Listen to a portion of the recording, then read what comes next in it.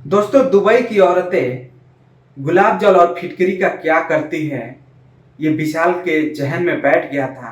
विशाल के दिमाग में ये घूम रहा था। विशाल इसे जानना चाहता था, फिटकरी और गुलाब जल का राज क्या है। विशाल उस मालकिन का एक ड्राइवर होता है, उसकी जॉब लगती है और वो मालकिन जहाँ कहती वहाँ विशाल जाया करता और विशाल वहीं बगल के कमरे में रहता था। जब भी ज़रूरत पड़ती थी वो मालकिन ले जाती थी। जब उससे बोलती कि गुलाब जल और फिटकरी लेते आना और ये बात अपने मालिक को कभी गलती से भी मत बताना कि मैंने तुमसे गुलाब जल और फिटकरी मंगाया है। ये बात जो है विशाल के जहन में इतना घूमता है, इतना उसके दिमाग में चलता है कि आखिर ये गुलाब जल और फिटकरी का राज क्या है और मालकिन करती क्या है। दोस्तों, विशाल उस मालकिन का ड्राइवर होता है, क्योंकि वो गाड़ी चलाना जानता है तो वहाँ पे वो अपने लिए ड्राइवर रखती है और दुबई में विशाल जॉब करता है उस मालकिन के यहाँ। तो दोस्तों, आगे हम कहानी में जानेंगे कि ये गुलाब जल और फिटकरी का क्या राज है। क्योंकि विशाल मालकिन को देखता है, मालकिन 28 की उम्र की थी और जो मालिक थे वो 50-55 के उम्र के थे। तो इन दोनों का जो है क्या कॉम्बिनेशन था, क्या राज था, वो जानने के लिए परेशान था। क्योंकि जो है मालकिन बहुत खूबसूरत थी, बहुत ही सुंदर और हसीन थी, जिसे देखकर विशाल भी उस मालकिन की तरफ खींचने लगा था। तो दोस्तों, क्या राज था उस मालकिन का और उस जो है मालिक का, और विशाल क्यों जानना चाहता था उस फिटकरी और गुलाब जल का राज, ये पूरी हम कहानी में जानेंगे। तो दोस्तों, यदि आप हमारे चैनल पर नए हैं तो चैनल को सब्सक्राइब कर लीजिए ताकि हमारा हौसला बढ़ता रहे और जो भी अपडेट हो वो आपको मिलता रहे। तो दोस्तों, कहानी को शुरू करते हैं। दोस्तों, हिंदुस्तान के मध्य प्रदेश का रहने वाला विशाल बहुत ही गरीब परिवार से था। घर में रहकर वह अपने घर की जिम्मेदारियों को निभा रहा था, क्योंकि ड्राइवरी से जो कुछ भी वो कमाता वो सब कुछ खर्च हो जाता था और उसके पास कुछ नहीं बचता था। और उसे अपनी बहन की शादी करनी थी, अपने भाई को पढ़ाना था और अपनी बीमार माँ को जो है दवा कराना था, क्योंकि उसके दवाई के पैसे भी नहीं बचते थे। और बचपन में ही उसके जो है पिता की मृत्यु हो गई थी, जिसका सारा बोझ, सारी जिम्मेदारी विशाल के ही ऊपर थी। और विशाल जो है ड्राइवरी से जो कुछ भी कमाता था वो खर्च हो जाता था। दोस्तों, विशाल बहुत परेशान था कि आखिर करे तो क्या करे, जो भी हमारी कमाई हो रही है यहीं पे खर्च हो जा रही है। तो उसका एक दोस्त रहता था दुबई, और अपने दोस्त से बोलता है कि अगर हमारे लिए भी वहाँ पे कोई जॉब हो, मैं ड्राइवरी करता हूँ और हमारे पास लाइसेंस भी है, अगर हमारे लिए अगर वहाँ पे कोई जॉब हो तो बताना, क्योंकि हम यहाँ जो भी कमाते हैं वो कुछ बचता नहीं है और यहाँ पे बहुत सारी जिम्मेदारियाँ हैं, जिससे हमें बहुत सारे टेंशन भी हो गए हैं, हमें पैसे की ज़रूरत है। अगर वहाँ देखना, तो अगर कोई जॉब मिलता है तो ज़रूर बताना। पहले तो विशाल दुबई जाने के लिए तैयार नहीं था, क्योंकि वहाँ पे बहुत लोगों के मुंह से ये सुनता था कि वहाँ पे लोग जाते हैं और जॉब नहीं मिलता है, या ऐसे जगह पे फंस जाते हैं जहाँ पे बकरियों चराना पड़ता है, जंगलों में बकरी चराते हैं। बहुत सारी जो है बातें सुनने के बाद जो है विशाल के जो है दिमाग में ये बैठा था, इसलिए वो जाने के लिए तैयार नहीं था। लेकिन इसके कुछ दोस्त वहाँ पे जो काम कर रहे थे वो अच्छे खासे जो है कमाई भी कर रहे थे और वो वहाँ पे जॉब भी कर रहे थे। फिर विशाल जो है अपने दोस्त को जब ये सारी बातें बताता है, उसके बाद विशाल भी उसे अपने दिल पे ले लेता है और इसकी बात को लेकर के वो जॉब ढूंढना शुरू कर देता है विशाल के लिए।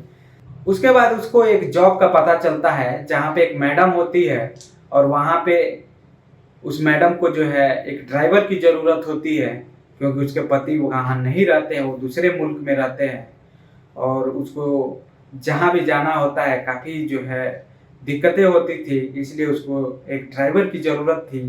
तो वहाँ पे उसका दोस्त बात करता है और बात करने के बाद विशाल से बताता है कि मैंने एक जॉब देखा है, अगर तुम करना चाहते हो तो आ जाओ। फिर विशाल बोलता है कि हाँ, मैं तैयार हूँ, मैं जॉब करना चाहता हूँ।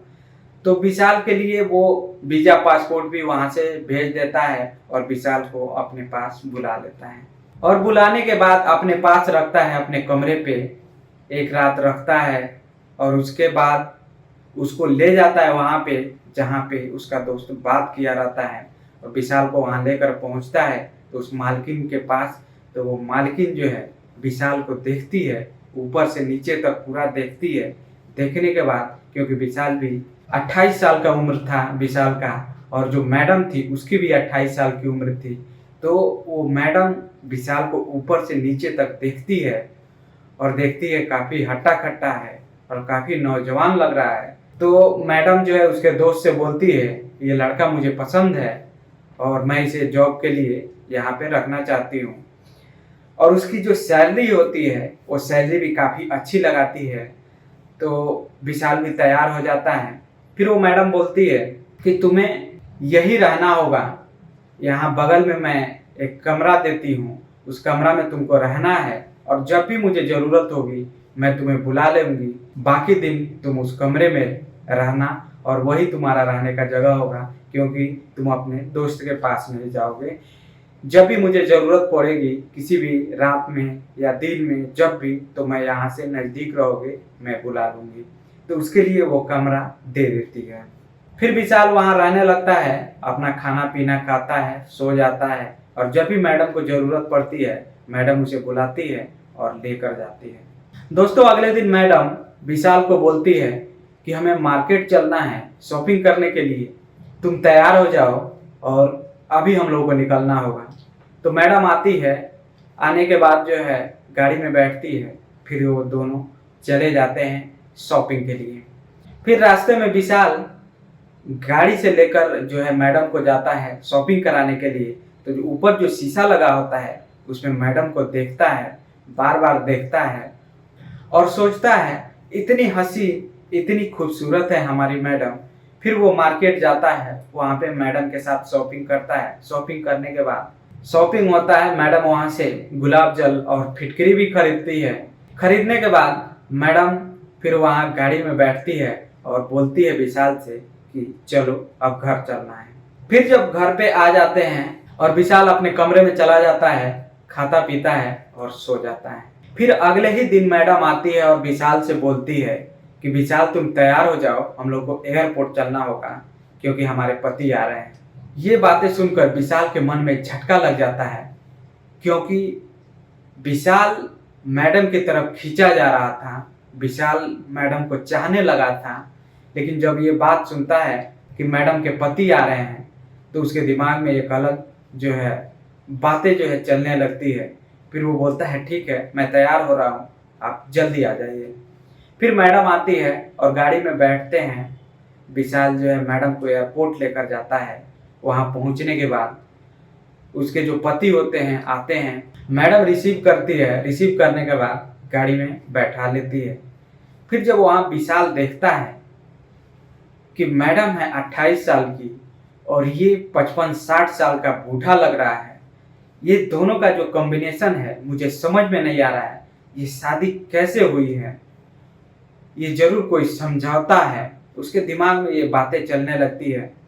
फिर मैडम और उसके पति गाड़ी में बैठ जाते हैं। विशाल जो है गाड़ी चलाने लगता है और चलते चलते वो शीशे में फिर वो मैडम को देखता भी है और देखता है कि मैडम को उसके पति ने अपने बाहों में भर रखा है और उसके जगह जगह बदन को छू रहा है, उसके छाती पे हाथ फेर रहा है। तो जगह जगह उसे जो है अपने बाहों में भरने के बाद उसे प्यार कर रहा है। तो ये बात जो है विशाल के दिमाग में घूमता है और उसको अंदर ही अंदर गुस्सा भी आता है कि आखिर ये कैसा प्यार है, ये कैसे जो है इनकी शादी, मैडम की शादी इस 60 साल के बूढ़े से हुई है। इसके दिमाग में चलता रहता है। फिर धीरे धीरे वो पहुंच जाते हैं घर पे।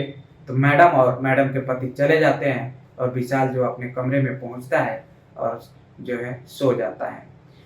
सोता है लेकिन उसको नींद नहीं आती है, क्योंकि जो सीन देखा होता है और उसका जो पति होता है वो इतना भी बेशरम होता है कि एक ड्राइवर के सामने वो उसको इस तरह बाहों में भरा रहता है, उसे प्यार करता है, उसे जगह जगह पे छूता है, जिसे कि विशाल देखकर और भी उसके दिमाग में बहुत सारी बातें चलने लगती है। तो ये बात देखकर सुनकर उसको नींद नहीं आती है, रातों में करवटें बदलता है, करवटें बदलने के बाद भी नींद नहीं आती है, तकिए को लेकर सोता है, फिर भी ये बात इसके दिमाग में घूमती है। सोचते सोचते सुबह हो जाता है और सुबह होने के बाद विशाल फिर उठता है और मैडम कुछ से पूछने जाता है कि मैडम कहीं जाना तो नहीं है। तो जब वहाँ पे थोड़ा से अंदर घर में पहुँचता है तो लॉबी में देखता है कि मैडम और मैडम के पति दोनों वहाँ पे बैठे हुए हैं और मैडम के पति जो है मैडम को बाहों में भरे हुए हैं और वो इससे प्यार कर रहे हैं। तो फिर विशाल थोड़ी सी रुकता है और वहाँ पे खांसता है ताकि जो है मैडम और मैडम के पति जो हैं वो थोड़ा दूर हो जाए, क्योंकि हमें बात भी कर लें। विशाल बोलता है कि जब वहाँ खांसता है तो मैडम थोड़ा सा खटकती है, खटकने के बाद भी जो है मैडम का जो पति होता है वो उसको छोड़ता नहीं है, अपने बाहों में भरे रहता है और उसे इस कदर भरे रहता है कि वो छोड़ने का नाम ही नहीं लेता है। फिर विशाल वहाँ पे पहुँचता है। पहुँचने के बाद जो उसका पति होता है वो पूछता है क्या बात है बताओ। तो विशाल बोलता है मैं मैडम से पूछने आया था कि मैडम कहीं जाना तो नहीं है। तो उसका पति बोलता है देखो अभी मैं आया हूँ, मैडम अभी कहीं नहीं जाएंगी, अभी मैडम को यहीं रहेंगी, मेरे साथ जो है समय बिताएंगी, इनको कहीं नहीं जाना है। जब भी कहीं जाना होगा तो तुम्हें बुला लिया जाएगा। आज तुम्हारी छुट्टी है, या तो तुम कहीं घूमने चले जाओ और नहीं तो खा पी के अपने कमरे में सो जाओ।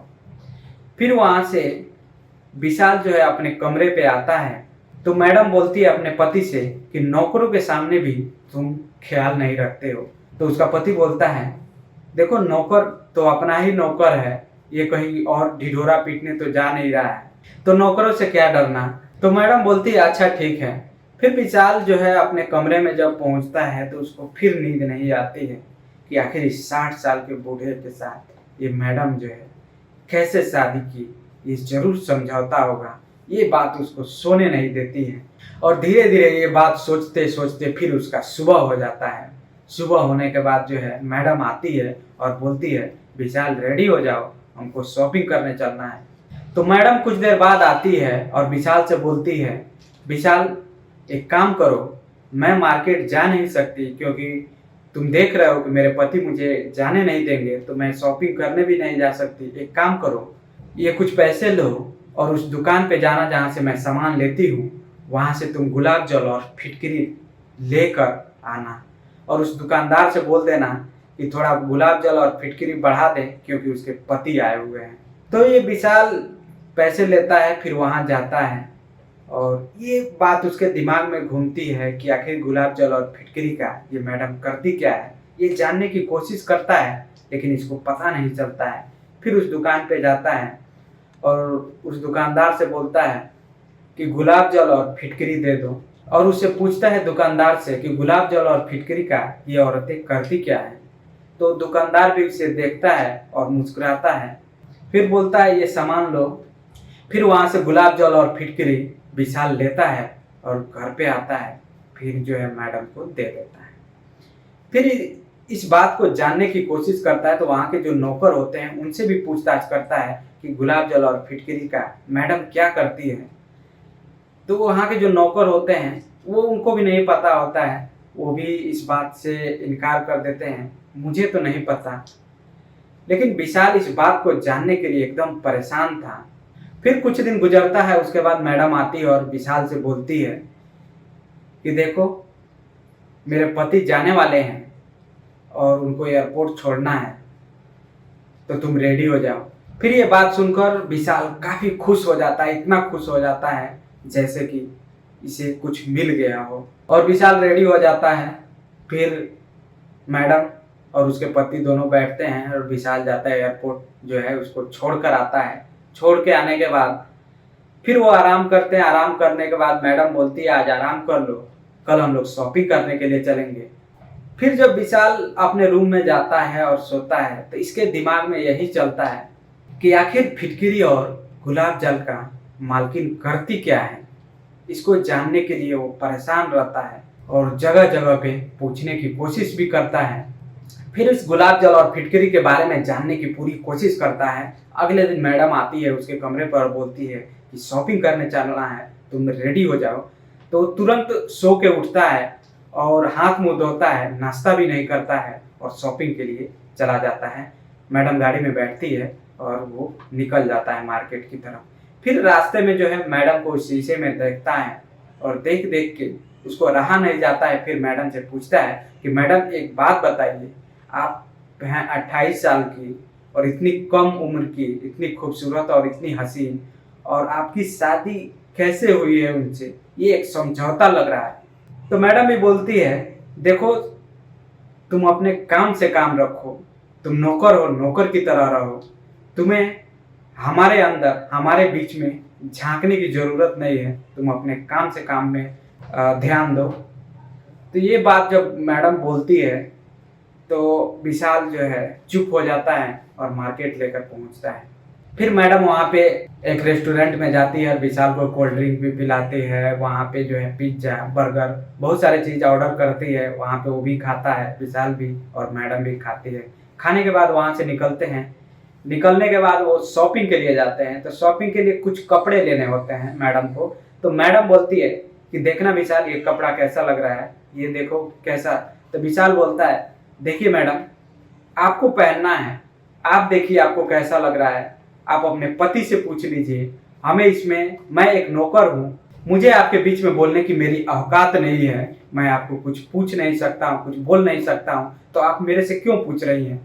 ये बात सुनती है मैडम। फिर मैडम वहाँ से कुछ खरीदारी नहीं करती और गाड़ी में बैठती है और सीधा घर चले जाती है। घर आने के बाद विशाल जो है लेटता है, उसको नींद नहीं आती है क्योंकि वो जानना चाहता है कि आखिर वो फिटकरी और गुलाब जल का मैडम करती क्या है। फिर विशाल को रहा नहीं जाता है ये बात जानने के लिए, और विशाल ये भी सोचता है कि मैडम की शादी एक समझौता है और ये कैसे हुई है। तो एक दिन क्या होता है, मैडम फिर विशाल को लेकर मार्केट जाती है। मार्केट जाने के बाद जो है कुछ खरीदारी करती है, कुछ शॉपिंग करती है और उसे बोलती है कि देखो, मैं जो भी पहनती हूँ, जो भी खरीदती हूँ, अपने पति से पूछ के खरीदती हूँ, और जो भी मुझे करना होता है, क्योंकि मैं अपने पति से इतना प्यार करती हूँ, इसके बीच में देखो कोई भी आए तो मेरे लिए महत्वपूर्ण नहीं है, चाहे वो कितना भी सुंदर हो, कैसा भी हो, क्योंकि मुझे मेरे पति से मैंने जो वादा किया है उसको निभाती हूँ और वो मेरे लिए सब कुछ है। उनके लिए मैं कुछ भी करने के लिए तैयार हूँ, लेकिन अगर बीच में कोई भी आता है तो मैं उसे बहकने वाली नहीं हूँ जैसा तुम समझते हो, क्योंकि मैं एक औरत हूँ। मैं जान चुकी हूँ कि तुम मुझसे प्यार करने लगे हो, तुम मेरे तरफ खींचे जा रहे हो। मेरी नज़र ऐसी है कि एक मर्द को देखकर मैं बता सकती हूँ कि वो मेरे बारे में क्या सोच रहा है और वो मेरे से प्यार करता है या नहीं। ये बात सुनकर विशाल भी हैरान हो जाता है कि मैडम को सारी चीज़ें पता चल गई है, कुछ ऐसा नहीं करेगी जैसा मैं चाहता हूँ। क्योंकि मैडम बोली थी कि देखो, ये नहीं है कि मेरा पति अगर नहीं रहता है तो मैं अपने पति के गैर हाजिरी में किसी दूसरे के साथ जो है संबंध बनाऊं, ऐसा मैं बिल्कुल नहीं कर सकती। मैं अपने पति को जितना प्यार करती हूँ, क्योंकि मेरे पति मेरे लिए जान है, वो मेरे लिए भगवान है, सब कुछ है मेरे लिए, तो मैं उनके लिए कुछ भी कर सकती हूँ। अगर ऐसा तुम्हारे दिमाग में अगर चलता भी होगा तो उसे निकाल दो, क्योंकि ऐसा कुछ होने वाला नहीं है। ये सारी बातें सुनने के बाद विशाल के दिमाग से ये सारी बातें निकल जाती है। वो बोलता है कि देखिए, मैं आपके बारे में जो भी सोचता था आज ये पूरा क्लियर हो गया, मैं पूरा निकाल दिया हूँ, और आपके पति के बारे में भी जो सोचता हूँ वो भी मैं अपने दिमाग से निकाल दे रहा हूँ। और फिर वहाँ से मैडम जो है शॉपिंग करती है और बोलती है विशाल से कि मैं यहाँ से शॉपिंग कर रही हूँ, तुम वहाँ से फिटकरी और गुलाब जल ले लो, फिर हम लोग चलते हैं। फिर वहाँ जाता है और फिटकरी गुलाब जल लेता है विशाल, और फिर गाड़ी में बैठती है मैडम, फिर वहाँ से घर चले आते हैं। लेकिन विशाल के जहन में ये बात जो है बार बार घूमती है कि फिटकरी और गुलाब जल का ये मैडम करती क्या है। तो विशाल से रहा नहीं जाता है और मैडम से पूछ देता है कि मैडम, मैं एक बात पूछना चाहता हूँ, अगर आप बुरा ना माने तो मैडम बोलती है ठीक है, बताओ क्या बात है। आपकी शादी जो है ये आपकी मर्जी से नहीं हुई है, एक समझौता है, क्या ये सही बात है? तो मैडम बोलती है हाँ ये सही बात है, लेकिन जब तुम जिद पे आ ही गए हो तो आज मैं तुम्हें बता देती हूँ कि आखिर इसका राज क्या है और मैंने क्यों शादी की।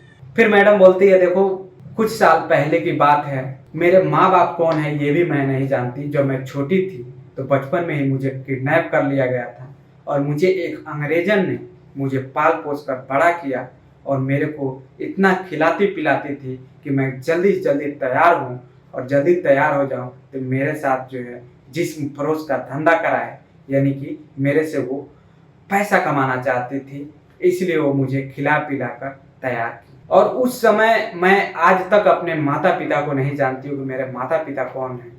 और जब उस अंग्रेजन के यहाँ रहती थी तो मुझे ये सारी चीज़ें नहीं पता थी कि क्या होता है, लेकिन वो मेरे जिस्म से पैसा बनाना चाहती थी, इसलिए मुझे वो खिला पिला कर तैयार की। ये बात मैं तुम्हें बता रही हूँ क्योंकि तुम काफ़ी दिनों से इस बात को जानने के लिए परेशान हो। उसके बाद क्या हुआ, वो अंग्रेजन मुझे जिस्म फरोश में नीलामी में लगवा दी।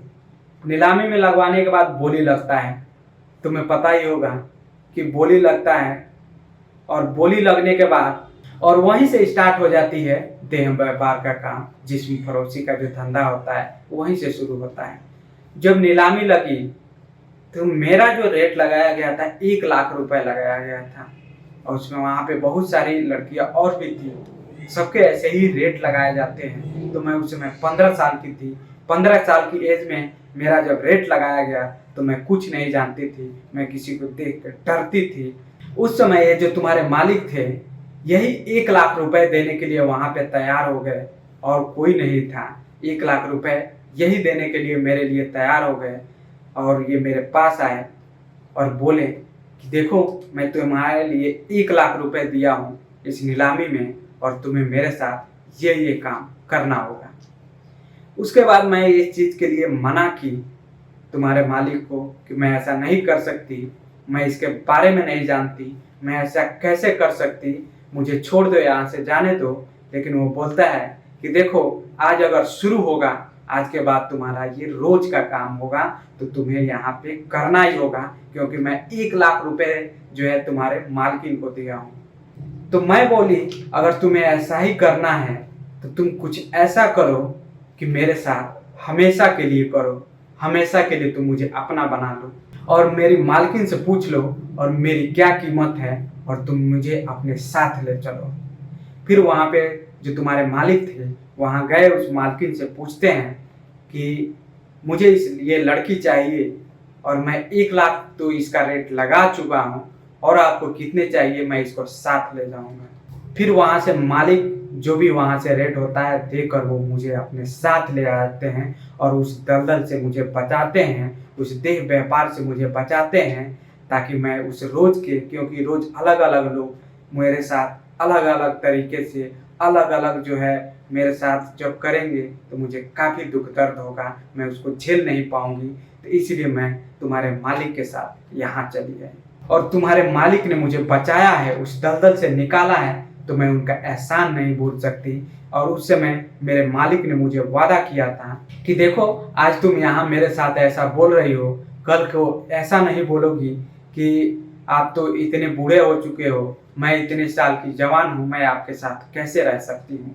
ये बात वहाँ पे जो तुम्हारे मालिक थे वहाँ पे तय करा लिए थे कि इस तरह की कोई चीज़ें नहीं होना चाहिए। तो मैं भी उनके लिए तैयार हो गई, सारे जो है जो भी कंडीशन थे और एक्सेप्ट करने के बाद मैं वहाँ से यहाँ पे आई हूँ। उसके बाद विशाल जब इस बात को सुनता है तो वो भी हैरान हो जाता है, सोचने पे मजबूर हो जाता है कि आखिर मालकिन के साथ ऐसा कैसे हुआ।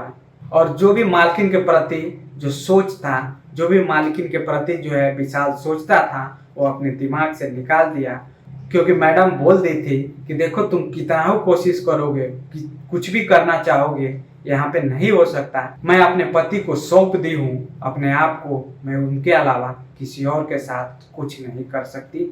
अगर तुम्हारे दिमाग में चल रहा है तुम इसे निकाल देना।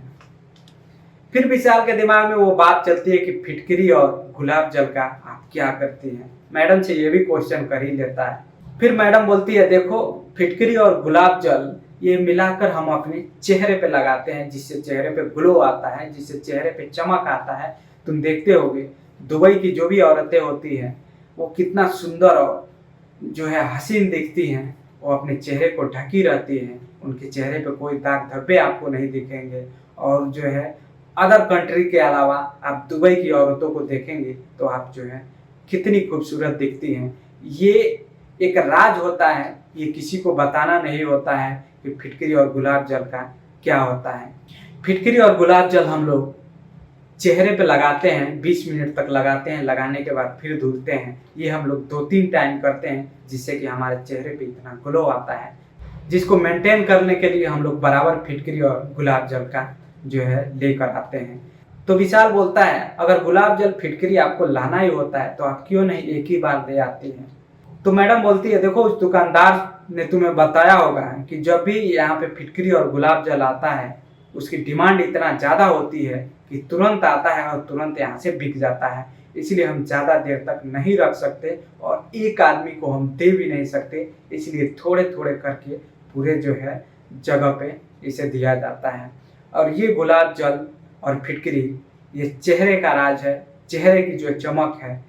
तो विशाल बोलता है मैं तो कुछ और ही सोच बैठा था, और जब आपने बोला था कि बोल देना कि उनके पति आए हुए हैं, फिटकरी और गुलाब जल बढ़ा लेंगे, तो इस बात को लेकर भी मैं काफ़ी सोचा विचार किया था कि आखिर गुलाब जल और फिटकरी का होता क्या है।